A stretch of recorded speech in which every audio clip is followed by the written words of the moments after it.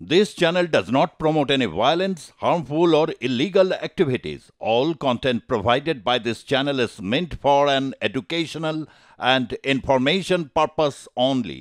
অন্তর্বর্তী জামিনের মেয়াদ বাড়ানোর জন্য দৃষ্টি আকর্ষণ কাকুর আইনজীবীর।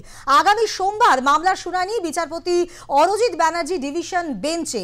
জামিনের মেয়াদ বাড়ানোর পাশাপাশি কেন্দ্রীয় বাহিনীর ব্যবহার প্রসঙ্গেও উল্লেখ রয়েছে। অন্তর্বর্তী জামিনের মেয়াদ বাড়ানোর জন্য দৃষ্টি আকর্ষণ কাকুর আইনজীবীর। আগামী সোমবার মামলার শুনানি বিচারপতি অরজিৎ ব্যানার্জি ডিভিশন বেঞ্চে। জামিনের মেয়াদ বাড়ানোর পাশাপাশি কেন্দ্রীয় বাহিনী ব্যবহার প্রসঙ্গেও উল্লেখ রয়েছে।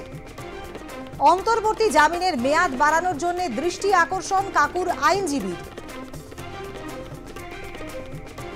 অন্তর্বর্তী জামিনের মেয়াদ বাড়ানোর জন্য দৃষ্টি আকর্ষণ নিয়োগ দুর্নীতি মামলায় মূল অভিযুক্ত কাকুর আইনজীবী। আগামী সোমবার মামলার শুনানি বিচারপতি অরজিৎ ব্যানার্জি ডিভিশন বেঞ্চে। জামিনের মেয়াদ বাড়ানোর পাশাপাশি কেন্দ্রীয় বাহিনীর ব্যবহার প্রসঙ্গে উল্লেখ রয়েছে। এ বিষয় নিয়ে আরও বিস্তারিতভাবে জানাতে পারবে আমাদের প্রতিনিধি ষষ্ঠী চট্টোপাধ্যায়। ষষ্ঠী, থেকে কি জানা যাচ্ছে?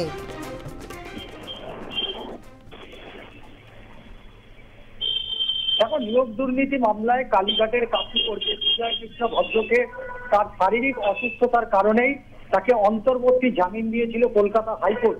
এবং শুধু তাই নয়, তার যেহেতু তার শারীরিক কন্ডিশন অত্যন্ত খারাপ হয়ে যায়, যে কারণে তাকে এই জামিন দিয়েছিল আদালত। কিন্তু সেই জামিনের মেয়াদ বৃদ্ধি একেবারে শেষ পর্যন্ত তার আরো একটা আবেদন। তার কারণ কলকাতা হাইকোর্টের নির্দেশ ছিল স্পেসিফিক ভাবে যে তিনি তার বাড়ির বাইরে বেরোতে পারবেন না, আইনজীবীর সাথে তিনি কথা বলতে পারবেন। এবং শুধু তাই নয়, এক্ষেত্রে তাকে নির্দিষ্ট দুটো মোবাইল ফোনের নাম্বার তাকে দিতে হবে, যা তদন্তকারী আধিকারিকরা প্রয়োজনে তার সাথে কথা বলতে পারবে। এই শর্ত মূলত দিয়েছিল কলকাতা হাইকোর্ট। এবং সেই জায়গা থেকে দাঁড়িয়ে সুজয় কৃষ্ণ ভদ্র সে কালীঘাটের কাকু তিনি নতুন করে বিচারপতি অরিজিৎ বন্দ্যোপাধ্যায়ের যে ডিভিশন বেঞ্চ, সেখানে তিনি নতুন করে আবেদন জানিয়েছেন যে তাকে যে জামিন মঞ্জুর করেছিল কলকাতা হাইকোর্ট, সেই জামিনের যে শর্ত তার উপরে আরোপ করা হয়েছিল তিনি পুঙ্খানুপুঙ্খ সেই শর্ত তিনি মেনেছিলেন। তাই স্বাভাবিকভাবেই তাকে যাতে জামিনের যে মেয়াদ, সেই মেয়াদ যাতে বৃদ্ধি করা হয়, এই মর্মে নতুন করে তিনি আবেদন জানিয়েছেন। এবং তার পাশাপাশি কেন্দ্রীয় বাহিনীর যে নিরাপত্তা, সেই নিরাপত্তা আরো খানিকটা যাতে সুনিশ্চিত করা হয়, এই মর্মেও তার আবেদন। এবং আগামী সোমবার এই মামলার শুনানি রয়েছে। ধন্যবাদ ষষ্ঠী।